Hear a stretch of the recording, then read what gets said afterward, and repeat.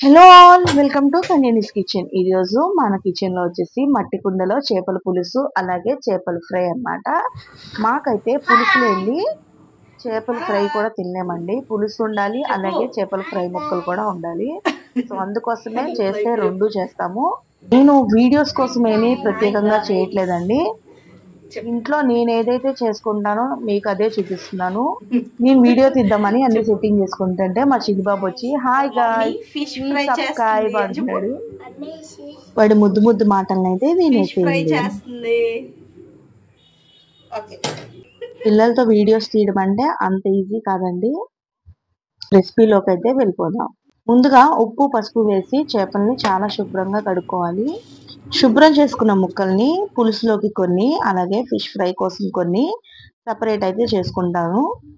పులుసు కోసం ముక్కలు తీసుకున్న తర్వాత కుండలోకి ఉప్పు, కారం, పసుపు అలాగే నూనెని యాడ్ చేసుకొని ఇందులోకి కొద్దిగా జింజర్ గార్లిక్ పేస్ట్ అయితే వేసుకొని కలిపి పెట్టుకోవాలి. కలుపుకున్న దాంట్లోకి ఉల్లిపాయలు కట్ చేసుకొని వేసుకోవాలి. ఉల్లిపాయలు కట్ చేసుకునే లోపు స్టవ్ మీద ఒక ఉల్లిపాయను అయితే పెట్టుకొని బాగా కాల్చుకోవాలి. ఇది నా సీక్రెట్ మసాలా అండి. సో ఇదైతే మీరు డెఫినెట్ గా వేసి చూడండి. మీ పులుసు ఎలా వచ్చింది అనేది నాకు ఖచ్చితంగా తెలియచేయండి. ఇప్పుడు ఇలా ఉన్న దాంట్లోకి చింతపండు పులుసును అయితే పోసుకోవాలి. పులుసు కూడా యాడ్ చేసుకున్న తర్వాత ముక్కలను అయితే బాగా కలుపుకుంటే ముక్కలకైతే ప్రతి ముక్కకి ఉప్పు కారం అనేది ఖచ్చితంగా పడుతుంది. సో నేను ఇక్కడైతే కొన్ని పొయ్యి మీద పెట్టేసుకుని స్టవ్ ఆన్ చేసుకున్నాను. ఈ లోపు పులుసు అయితే మరిగిపోతుంది అనమాట. నేను మీకు చూపించింది జీలకర్ర వెల్లుల్లి అండి. ఇది ఏం లేదు, జీలకర్రని దోరగా వేయించుకొని వెల్లుల్లి కూడా యాడ్ చేసుకొని మిక్సీ పట్టుకుంటే ఈ మసాలా అనేది రెడీ అయిపోతుంది. దీన్ని ఫ్రిడ్జ్ లో కూడా స్టోర్ చేసుకోవచ్చు. కాలిపోయిన తర్వాత ఇలా పై పొట్టునంతా తీసేసి లోపల ఉడికిన మిశ్రమాన్ని వరకే మిక్సీ పట్టేసుకుంటే మన మసాలా అయితే రెడీ అవుతుంది అనమాట. ఇది వేసుకుంటే మన పులుసుకి ఒక కాలిన ఒక తందూరి స్మెల్ అనేది ఖచ్చితంగా వస్తుందండి. సో ఈ ఫ్లేవర్ కోసం అయితే ఈ ఆనియన్ పేస్ట్ అయితే యాడ్ చేసుకుందాం. పులుసు మరుగుతున్న టైంలో ఈ ఆనియన్ పేస్ట్ వేసుకున్న తర్వాత మిగిలిన దాన్ని ఒక వారం వరకు స్టోర్ చేసుకోవచ్చు. ఇప్పుడు ఇందులోకి నేను కొత్తిమీర కరివేపాకును కూడా యాడ్ చేసుకుంటున్నాను. పులుసు మరిగేటప్పుడు కొత్తిమీర కరివేపాకు యాడ్ చేసుకుంటే పులుసు అనేది చాలా ఫ్లేవర్ఫుల్ గా వస్తుందండి. చేపల పులుసు చేయాలంటే చిన్న చిన్న టిప్స్ ఫాలో అయితే చాలు. ఈ పులుసు మరిగేలోపు నేనైతే ఫిష్ ఫ్రై కోసం అయితే ఇక్కడ కలుపుకుంటున్నాను అనమాట. ఫిష్ ఫ్రై ముక్కల్లోకి నూనె, ఉప్పు, పసుపు అలాగే జింజర్ గార్లిక్ పేస్ట్ ని కూడా యాడ్ చేసుకొని బాగా కలుపుకున్న తర్వాత ఇందులోకి ధనియాల పొడి వేసుకుని కొద్దిగా కలుపుకొని ఇప్పుడు ఇందులోకి పచ్చిమిర్చి, కరివేపాకు, కొత్తిమీరను కూడా యాడ్ చేసుకోవాలి. అన్నీ వేసుకొని బాగా కలుపుకొని ఒక 2 మినిట్స్ పాటు కలుపుతూనే ఉండాలి. ఫిష్ ఫ్రైకి ఏం లేదండి, బాగా మిక్స్ చేసుకుంటే చేపలకి చక్కగా పడుతుంది అనమాట. ఫిష్ ఫ్రై కోసం నేను స్టవ్ ఆన్ చేసుకొని ప్యాన్ పెట్టేసుకొని కొద్దిగా లైట్గా ఆయిల్ వేసి షాలో ఫ్రై అయితే చేస్తున్నాను. షాలో ఫ్రై ఎందుకంటే నేను ఎటువంటి కార్న్ ఫ్లోర్ ఏమీ వేయలేదండి. ఎందుకంటే రైస్లో పులుసుతో పాటు మేము తినేస్తాం కాబట్టి మాకు అలా గట్టిగా ఉంటే ఇష్టం ఉండదు. మనం షాలో ఫ్రై చేసుకునేటప్పుడు కూడా చక్కగా గట్టి పడుతుందండి ముక్క అనేది చిన్న మంట మీద కాల్చుకుంటే. ఇప్పుడు పులుసు అయితే చివరిలోకి వచ్చింది. దీంట్లోకి ధనియాల పొడి, దాల్చిన చెక్క పొడి కూడా యాడ్ చేసుకుంటున్నాను. చూసారు కదా పులుసు ఎంత చక్కగా మరిగిందో.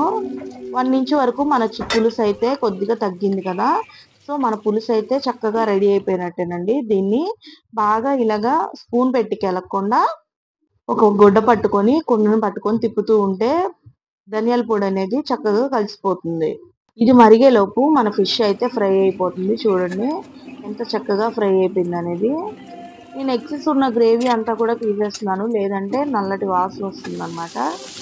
సో నేను నెక్స్ట్ బ్యాచ్ కూడా వేసేసుకొని ఫిష్ ఫ్రై అయితే రెడీ చేసుకుంటున్నాను. తెచ్చుకున్న చేపలో తలకాయ, తోక వరకే పులుసు పెట్టుకొని మిగతా చేపలన్నీ ఫ్రై చేసుకునే వాళ్ళు ఎంతమందో మేమైతే అదే బ్యాచ్ అండి. ఫిష్ పులుసులోకి కొత్తిమీరను వేసుకొని ఫినిషింగ్ ఇచ్చేస్తే మన ఫిష్ పులుసు అయితే రెడీ అయిపోయింది. కుండలకైతే కొనుక్కున్నప్పుడు ఇలాంటి రింగ్ అయితే వస్తుంది అనమాట. కుండలు దాని మీదే పెట్టాలి, లేదంటే పక్కకి జరిగిపోతాయి అనమాట. సో అందుకోసమని రింగ్ పెట్టేసి అలాగ పెట్టాను అన్నమాట. మూత తీసి చూస్తే ఇంకా మరుగుతూనే ఉంది. 5 మినిట్స్ దాకా కుండలో వేడి అనేది అలాగే ఉంటుంది, ఎక్కడికి పోదు అనమాట. సో నేనైతే దమ్ వచ్చేస్తుందని చెప్పేసి పక్కకు పెట్టాను. మన ఫిష్ ఫ్రై కూడా రెడీ అయిపోయిందండి. చూసారు కదా ఎంత చక్కగా వేగిపోయిందో. చిన్న మంట మీద వేయించితే చక్కగా ఫ్రై అవుతుంది. సో మనం తినేటప్పుడు మనకది పులుసులోకి చక్కగా చాలా బాగుంటుందన్నమాట. నేనైతే ఫ్రైలో మిగిలిన గ్రేవీ అంటే పచ్చిమిర్చి, కరివేపాకు, కొత్తిమీరను కూడా ఓ పక్కకైతే వేసుకుంటానండి. ఎందుకంటే మేము రైస్లో తినేటప్పుడు అవి కూడా నంచుకొని తింటాం కాబట్టి. చూసారు కదా మన ఫిష్లో ఆయిల్ అంతా పైకి ఎలా వచ్చేసిందో. సో మన ఫిష్ పులుసు అయితే చాలా కరెక్ట్‌గా వచ్చింది. చాలా టేస్టీగా ఉంది. యమ్మీగా ఉంది. మరి ఇలాంటి చేపల పులుసు అండ్ చేపల ఫ్రై మీరు కూడా చేసుకోవాలనుకుంటే చక్కగా నేను చెప్పిన స్టెప్స్ అన్ని ఫాలో అవుతూ చేసుకుంటే మాత్రం పర్ఫెక్ట్‌గా వస్తుందన్నమాట. తినగ తినగ వేము తీయనుండు అన్నట్టు చేయగా చేయగా చేపల పులుసు అయితే ఖచ్చితంగా కుదురుతుందండి. సో నా వీడియోస్ కానీ మీకు నచ్చినట్లయితే లైక్ చేసి, షేర్ చేసి, సబ్స్క్రైబ్ మాత్రం చేయడం మర్చిపోకండి. ఒక మనిషి తలుచుకుంటే చేయంది, చేయలేనిది అంటూ ఏం లేదండి. మనం అనుకోవాలి, మనం చెయ్యాలి అనుకోవాలి, వెంటనే చేసేయొచ్చు. Thanks for watching. By by.